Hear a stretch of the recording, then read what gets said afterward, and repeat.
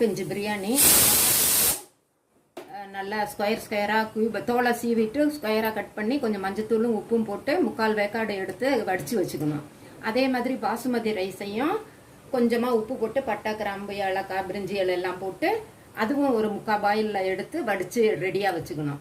அதுக்கப்புறமேலு வெங்காயம் கொஞ்சம் நீட்டமாக அரிஞ்சு நல்லா ஃப்ரை பண்ணி அதை எடுத்து வச்சுக்கணும். அதுக்கப்புறம் இது மாதிரி பாத்திரத்தில், நல்லா கெட்டி பாத்திரத்தில் நெய் ஊற்றி பட்டை, கிராம்பு, ஏலக்காய், கொஞ்சம் சோம்பு, ஒரு பச்சை மிளகாய், வெங்காயம், தக்காளி, இஞ்சி, பூண்டு இதெல்லாம் வதக்கிட்டு மிளகாய் பொடி, மஞ்சள் பொடி, கரம் மசாலா, உப்பு இதெல்லாம் போட்டு வதக்கிட்டு ஒரு தக்காளி ஒன்று நம்ம போட்டுடணும். போட்டு நல்லா வதக்குனதுக்கப்புறம் தயிர் ஒரு 2 ஸ்பூன் ஊற்றி, நான் ஒரு 150 மில்லி அரிசிக்கு நான் சொல்கிறேன், ஒரு 2-3 ஸ்பூன் தயிர் ஊற்றி திரும்பவும் நல்லா கலந்து விட்டுட்டு அடியில் இந்த வேக வச்ச பலா பிஞ்சை அதில் போட்டு திரும்பவும் ஒரு 2 நிமிஷம் வதக்குனதுக்கப்புறம் வேக வச்ச அரிசி அதில் போட்டு தம் விட்டு எடுத்து சாப்பிட வேண்டியது தான்.